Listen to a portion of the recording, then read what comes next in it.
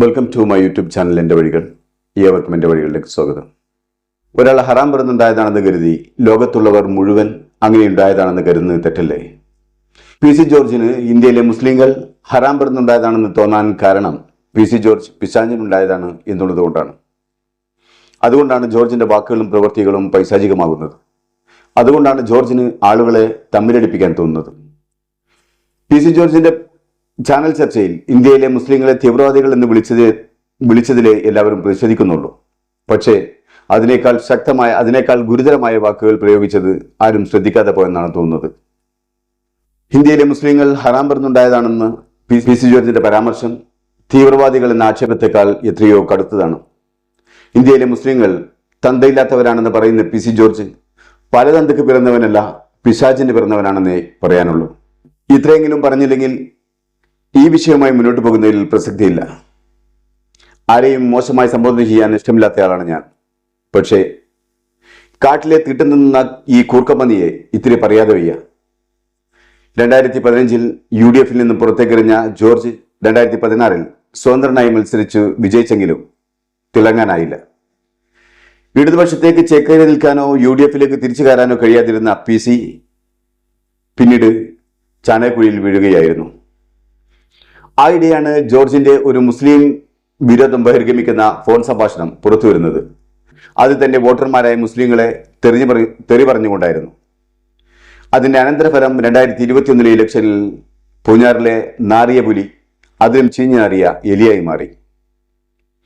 ജോർജിന്റെ മനസ്സിലെ വർഗീയത മനസ്സിലാക്കിയ വോട്ടർമാർ ജോർജിനെ അധികാര ലോകത്തിൽ നിന്നും പടിയടച്ച് പിണ്ടം വെച്ചു. അവിടെ മുതലാണ് പുലി ജോർജ് സംഘികൾക്ക് വേണ്ടി ചാണക സൂക്തങ്ങൾ എഴുതാനും പറയാനും തുടങ്ങിയത്.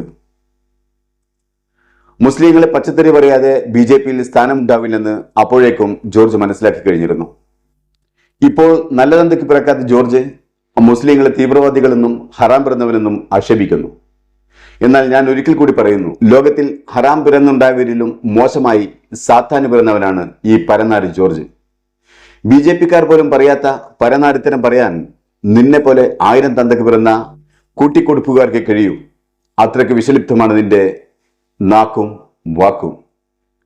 വ്യത്യസ്ത മതവിശ്വാസികൾ സ്നേഹം കൊടുത്തും വാങ്ങിയും സഹോദര്യത്തോടെ കഴിയുന്ന ഈ കൊച്ചു കേരളത്തിൽ നിന്റെ ഊളത്തരം കൊണ്ട് അതിന് മാറ്റമുണ്ടാകാനാവില്ല ജോർജ്. അത് നീ മനസ്സിലാക്കിയാൽ നന്നായിരിക്കും. നീ ഇതിനു മുമ്പ് മുസ്ലിങ്ങളുടെ നെഞ്ചത്ത് ചവിട്ടിയിട്ടുണ്ട് പലതവണ. എന്നിട്ടും നീ തഴച്ചു നിൽക്കുന്നത് കേരളക്കരയിലെ യഥാർത്ഥ മുസ്ലിങ്ങൾ നിന്നെ പോലൊരു കാട്ടുപന്നിയെ വേട്ടയാടാൻ ആഗ്രഹിക്കുന്നില്ല എന്നതുകൊണ്ടാണ്. മുസ്ലിങ്ങൾക്ക് ക്ഷമ വിശ്വാസത്തോളം വലുതായതുകൊണ്ടാണ്. മുസ്ലിങ്ങൾ സമാധാനം ആഗ്രഹിക്കുന്നവരാണ്, സമാധാനത്തിലൂടെ സഞ്ചരിക്കുന്നവരാണ്. നീ എത്ര BJPക്ക് കൂട്ടിക്കൊടുത്താലും ഇനി കേരള നിയമസഭ നീ ഒരിക്കലും സ്വപ്നത്തിലല്ലാതെ കാണുകയില്ല. ജനഹിതമായ മാർഗത്തിലൂടെ നീ ഒരു അധികാരവും ഇനി കൈയാളില്ല. അങ്ങനെ സംഭവിക്കണമെങ്കിൽ കേരളത്തിലെ മുസ്ലിങ്ങൾ അന്യം നിന്ന് പോകണം. നമുക്ക് രാഷ്ട്രീയ അധമന്റെ വീഡിയോ ഒന്ന് കാണാം. രണ്ട് മാന്യന്മാരുടെ പ്രസ്താവന നമ്മൾ കേട്ടല്ലോ. രണ്ടും പുച്ഛത്തോടു കൂടിയാണ്. ഞാൻ എളിമയോട് ഒരു പടക്കം വേണ്ട, പുച്ഛത്തോടു കൂടി ഞാൻ കാണുന്നത്. ചുമ്മാ ഇത് തന്നെ വിവരക്കേടും കള്ളത്തരവും പറയുന്നത്. മുസ്ലിം ലീഗ് ഒരു വർഗീയ പാർട്ടി തന്നെയാണ്, യാതൊരു സംശയം വേണ്ട. അവർ പാകിസ്ഥാൻ ഉണ്ടാകാൻ ആഗ്രഹിച്ചവരാണ്. അവരുടെ പ്രസ്താവന വന്നിട്ടുണ്ടല്ലോ. ഈ കേരളത്തിലെ അല്ലെങ്കിൽ ഇന്ത്യയിലെ മുസ്ലിം ആണോ അവൻ വർഗീയവാദിയാണ്. വർഗീയവാദി അല്ലാത്ത ഒരു മുസ്ലിമിൻ ലോകത്ത് ഇന്ത്യ മഹാരാജ്യത്ത് ജീവിച്ചിരിപ്പില്ല. 44,000 വോട്ടാണ് ഒരുമിച്ച് ചെയ്തത്, അറിയാമോ? നിങ്ങൾ രണ്ട് മാന്യന്മാരും ഇപ്പൊ സംസാരിച്ചുകൊണ്ടാ പറയുന്നത്. ഈ ഓളത്തരൊന്നും ഞാനിരിക്കുന്നവർക്ക് പറയരുത്, എനിക്ക് തർക്കമുണ്ട്, അതുകൊണ്ടാണ് പറയുന്നത്. അവർ വോട്ട് ചെയ്തു, എന്നിട്ട് BJP സ്ഥാനാർത്ഥി തോപ്പിച്ചു, വലിയ മഹത്വമായി പോയല്ലോ. ഞാൻ ചോദിക്കട്ടെ, പൂഞ്ഞാർ നിയോജകമണ്ഡലത്തിൽ എന്താണ് ഉണ്ടായി? എന്റെ അനുഭവം, ഞാനൊരു മുസ്ലിം വിരുദ്ധനും അല്ലല്ലോ. ഈരാറ്റുപേട്ടയ്ക്ക് വേണ്ടി ജീവൻ കളഞ്ഞ് പ്രവർത്തിച്ചുകൊണ്ടിരിക്കുന്നതല്ലേ. അവിടെ മുസ്ലിം വർഗീയത ഉണ്ടാക്കി. എന്നിട്ട് എന്താ ഇത്? 27,000 വോട്ട് എനിക്കെതിരായിട്ട് ഒരുമിച്ച് ചെയ്തു, എന്നെ തോപ്പിച്ചു. ഇവിടെ ഈരാറ്റുപേട്ട വില്ലേജ് ചെന്നു, 3 എണ്ണം മുസ്ലിങ്ങളാ. ഇവിടെ ക്രിസ്ത്യാനി വേണ്ട, ന്യൂനപക്ഷമല്ലേ? ഇവിടുത്തെ വിശ്വകർമ്മജനം ന്യൂനപക്ഷമല്ലേ? ഇവിടുത്തെ പട്ടികവർഗം വേണ്ടേ? എല്ലാം വേണ്ടെന്ന്, എല്ലാം പോട്ടെ, ഞങ്ങൾ മുസ്ലിങ്ങൾ മതി. ഇത് മര്യാദയാണോ? കേരളത്തിലെ സ്വത്ത് മുഴുവൻ കൊള്ളയടിക്കുന്ന നിലയിലേക്ക് പോവല്ലേ ഇത് വർഗീയ കോമരകളാണ് ഇവന്മാർ. ഞാൻ പച്ചയ്ക്ക് പറയുന്നു, എനിക്കൊരു മടിയില്ലെന്ന് പറയാം. ഞാൻ ഈരാറ്റുപേട്ട, മനസ്സിലായില്ലേ? ഈരാറ്റുപേട്ട എന്ന് പറയുന്ന ഏതാ? 40,000 പോപ്പുലേഷൻ ഉള്ളതിൽ 38,600 മുസ്ലിങ്ങളുള്ള ഈരാറ്റുപെട്ടിൽ ഇരുന്നു കൊണ്ടാണ് PCR പറയുന്നത്, നിങ്ങളപ്പുറം വർഗീയവാദികൾ, മനസ്സാക്ഷിയില്ലാത്ത വർഗീയവാദികൾ എവിടെ ഉണ്ട്? മനസ്സാക്ഷിയുണ്ട് നിങ്ങൾക്ക്? മറ്റു മതസ്ഥരോട് സൗമനസ്യമുണ്ടോ? ഞങ്ങളൊക്കെ കാണിക്കുന്ന വൈമനസ്യം നിങ്ങൾ കണ്ടുപിടിക്കുക. ഞങ്ങൾ ആരെങ്കിലും മുസ്ലിമിനെ കൊല്ലണമെന്ന് പറയുന്നുണ്ടോ? എന്തുകൊണ്ട്? ഞങ്ങളൊക്കെ പഠിച്ചത് ഇടകരണം തടിച്ച വലതുകരണം കാണിച്ചു കൊടുക്കുന്ന പഠിച്ച യേശുവിന്റെ അഭിപ്രായക്കാരനാണ് ഞങ്ങൾ. അല്ലെങ്കിൽ നമ്മുടെ ഗുരുദേവൻ പറഞ്ഞിട്ടുള്ള എന്നതാ? അല്ലെങ്കിൽ നമ്മുടെ NSS നമ്മുടെ മന്നത്തപ്പ പറഞ്ഞിട്ടുള്ള എന്നതാ? ഇതിനൊക്കെ വിരുദ്ധമായിട്ട് മുസ്ലിം എന്ന് പറയുന്നവർ ഇടത്തോട്ട് മുണ്ടെടുക്കുന്നത്. നിങ്ങൾ ഇടത്തോട്ടോ വലത്തോട്ടോ എങ്ങോട്ട് മുണ്ടെടുക്കുന്നത്? തമിഴ്നാട്ടിൽ എല്ലാവരും ഇടത്തോട്ടല്ലേ മുണ്ടെടുക്കുന്നത്. അതിനകത്തുള്ള വ്യത്യാസം എന്നും പറഞ്ഞ് വൃത്തികേടും പറഞ്ഞ് നടക്കുക. നിങ്ങൾ ഏറ്റവും വലിയ വർഗീയവാദം. മുസ്ലിം ആണോ അവൻ വർഗീയവാദിയെ മാറിപ്പോയി. ഇന്ത്യ അല്ല അവന് വേണ്ടത്, പാകിസ്ഥാനാണ് വേണ്ടത്. ഇവിടെ ക്രിക്കറ്റ് കളി നടക്കുമ്പോൾ നമ്പ്യാരെ ക്രിക്കറ്റ് നടക്കുക, ഇന്ത്യയും പാകിസ്ഥാനും കൂടെ ക്രിക്കറ്റ് കളി നടക്കുമ്പോ നമ്മുടെ ഇവിടെ കേരളത്തിൽ മുസ്ലിമാ ചാലിൽ നോക്കിക്കൊണ്ടിരിക്കുക. നമ്മുടെ വിക്കറ്റ് നോക്കുമ്പോ എന്ന് കൈയടിക്കുക. തറാൻ പറഞ്ഞവന്മാര് അവൻ ഇന്ത്യക്കാരനാണോ? ഇന്ത്യയുടെ മനസാക്ഷി ഉണ്ടോ അവന്?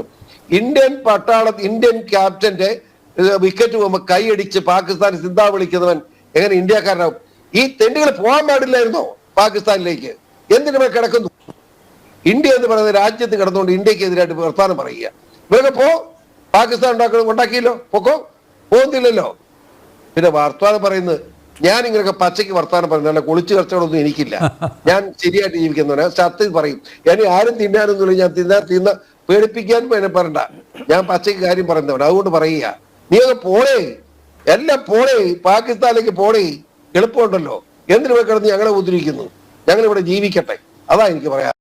മുസ്ലിം ലീഗ് വർഗീയ പാർട്ടിയോ വർഗമില്ലാത്ത പാർട്ടിയോ എന്തെങ്കിലും ആവട്ടെ, കാരണം അതൊരു രാഷ്ട്രീയ പാർട്ടിയാണ്.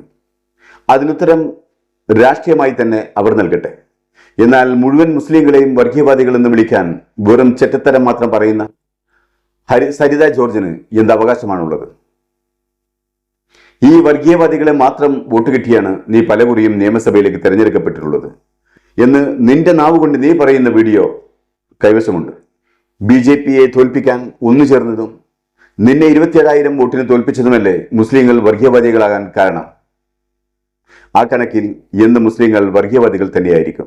പിന്നെ കേരളത്തിലെ മുസ്ലിങ്ങൾ പാകിസ്ഥാനെ ജയവിളിച്ചത് അത് കാണാൻ അവർ ക്രിക്കറ്റ് കളിക്കുന്നതിന്റെ ഇടയിലാണോ നിന്റെ തള്ള പെട്ടിട്ടത്? മുസ്ലിങ്ങൾ നല്ല തന്തക്ക് പിറന്നവരാണ് ജോർജ്. പാകിസ്ഥാൻ രൂപം കൊണ്ടപ്പോൾ ഞങ്ങൾക്ക് പാകിസ്ഥാൻ വേണ്ട, ഇന്ത്യ മതി എന്ന് പറഞ്ഞ, ഇന്ത്യക്ക് വേണ്ടി ജീവത്യാഗം ചെയ്ത ധീര ദേശാഭിമാനികളുടെ പിന്മുറക്കാരാണ് ഇന്ത്യയിലെ മുസ്ലിങ്ങൾ. അതല്ലാതെ ജോർജിന്റെ അച്ചാച്ചന്മാരുടെ ബാക്കിയല്ല. അതോർക്കുന്നത് നന്നായിരിക്കും. മുസ്ലിങ്ങളോട് പാകിസ്ഥാനിൽ പോകാൻ പറയാൻ ഇന്ത്യ നിന്റെ തന്തയുടെ വകയും പാകിസ്ഥാൻ നിന്റെ അമ്മായിയപ്പന്റെ വകയുമാണ്. ജനം TVയുടെ ആങ്കർ ഒരു മന്ദബുദ്ധിയാണെന്ന് തോന്നുന്നുണ്ട്.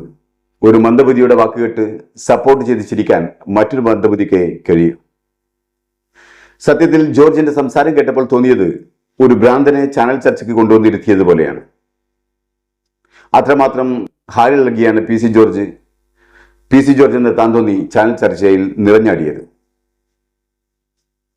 എന്നാൽ കേരളത്തിലെ മുസ്ലിങ്ങളെ മാനസികമായി തളർത്തിയത് മറ്റൊന്നാണ്. ഹണി റോസ് എന്നൊരു സിനിമാ നടിയെ ബോബി ചെമ്മണ്ണൂർ ചില വാക്കുകളിലൂടെ ഹരാസ് ചെയ്തപ്പോൾ അവർ പരാതി നൽകേണ്ട താമസം ചെമ്മണ്ണൂരിനെ അറസ്റ്റ് ചെയ്യുകയും റിമാൻഡിൽ വെക്കുകയും ചെയ്തു.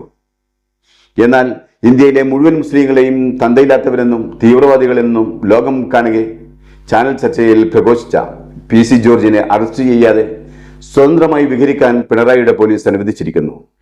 പിണറായിയെ BJPയുടെ മറുപിള്ളയായ ഭരണാധികാരി എന്നതിലപ്പുറം എന്താണ് പറയേണ്ടത്?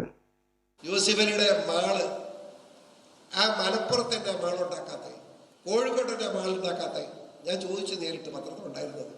എന്താ കാര്യം? മുസ്ലിങ്ങളുടെ കാശ് അങ്ങേർക്ക് വേണ്ട, നിങ്ങളുടെ കാശ് മതി. നിങ്ങളെ പെണ്ണുങ്ങളെല്ലാം കൂടെ പിള്ളേരോടെ ചാടി കയറുകയല്ലേ മാളിനകത്തോട്ട്. നിങ്ങളുടെ കാശ് മുഴുവൻ മേടിച്ചെടുക്കല്ലേ നിങ്ങളതറിയോ?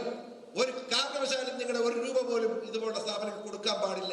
ഞാൻ തന്നെ ലവ്ജിഹാദിനെ ശക്തമായി പ്രതികരിച്ചുകൊണ്ടാണല്ലോ എല്ലാവരും കൂടെ എന്നെ തോൽപ്പിക്കുന്നത്. ഞാൻ ചാകുന്നിടം വരെ ലവ്ജിഹാദിനെ പ്രതികരിക്കും.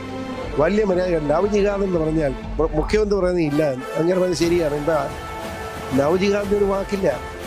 കാരണം 18 വയസ്സ് കഴിഞ്ഞ് പെണ്ണെ തട്ടിക്കൊണ്ട് തന്നെ ജിഹാദ്. പക്ഷേ അത് തട്ടിക്കൊണ്ട് പോകുമല്ലോ ഇവന്മാർ ചെയ്യുന്നത്. ക്രൂരന്മാർ ഇവന്മാർ കൊണ്ടുപോയി ആ പെണ്ണുങ്ങളെ കൊണ്ടുപോയി ഒരു പ്രസവം പോലും 3-4 പേര് ബലാത്സംഗം ചെയ്താണ് കൊണ്ടുപോയി കഴിഞ്ഞാൽ.